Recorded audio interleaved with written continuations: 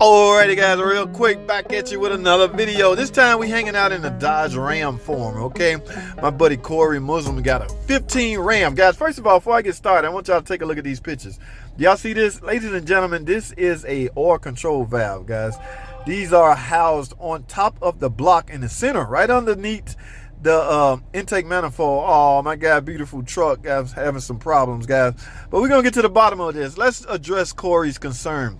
All right, he said he have a 15 Ram 1500 with a 5.7 and has 175K. Wow. Okay. I randomly have a misfire issue on cylinder 2. I changed all the spark plugs 10K miles ago with no issue. Only time it misfires is when I punch it to get onto the freeway, the highway. If I drive it casually, I have no issues. I've been to 2 different shops, guys. The first one checked all plugs and coil packs, which were all good, plus the compression test, which was good as well. They couldn't get the misfire to clear. They told me in the end it's carbon buildup, but they won't do the cleaning. I don't blame them. I went and used a seafoam intake cleaner and ran it through. It helped somewhat, but still have the issue. All right. Now, this guy went to a second shop in the form of a Dodge dealer. So his next shop he went to was a Dodge dealer. They tried to replicate the first shop and had the same response. They have now removed the manifold to gain access to the oil control valve. That's what that picture I showed y'all. Located on the top of the block, and have found some metal shavings in the filter. They're telling me it's catastrophic motor failure, and we'll have to replace the entire engine at a tune of $13,500 out the door. I'm not completely sure that I need an entire new motor. Maybe just camshaft. I want to get a second opinion before I have to go that far. Has anyone else dealt with this? Wow, guys, let's look at some of these comments. Happened the same thing to me. Okay, it happened to this guy, Kevin. Yeah, if the camshaft is gone, you will need either replace or rebuild. You could put a cam and lifters in it and drive it for a bit, but all that metal from the cam flowing through the system has scored and gouged all the bearings. You won't have a good product. Not something that will last. Better get rid of it. All right. I roll with the cams. I roll with the MDS delete. We're not talking about MDS. We're talking about his problem on him. You guys, these guys tend to talk about prevention a little bit too late. What wheels and tires are those? See, he's concerned about the wrong thing. My 15 had the same problem. Dodge told me the same BS. No, Dodge didn't tell you the same BS, guys. A motor from Canada, blah, blah, blah, blah. Here's the thing with the Dodge dealer, guys. When technicians are see that, in fact, when I get a ticker job, a ticky motor, I'm gonna be honest with you guys. Here's one of the first thing I do. First of all, I have an hour teardown time, or I have an hour diagnostic time anyway. Depending on how I feel, guys, I may yank that intake manifold off.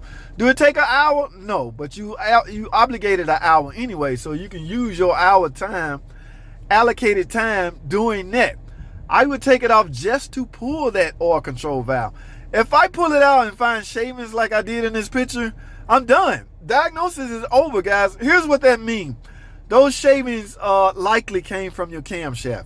Here's what likely happened to my man's car. Okay, a lifter likely collapsed. The roller bearing on those lifters, the needle bearings came out. The roller bearing collapsed or came apart, and so that lifter is essentially riding on a camshaft load. And as that happened, little powder metal shavings will be accumulated. It would essentially eat at the camshaft. All right, now where you think those shavings are going?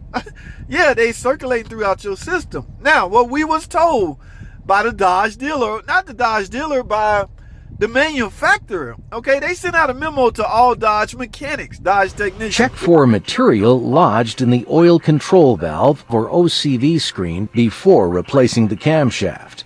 If debris is found, stop. Engine replacement is required. All right, if you see metal shavings on that oil control valve, replace the engine. That means those shavings have circulated throughout the entire engine. Normally, it'll just stop at the bottom. In some cases, it will stop at the bottom.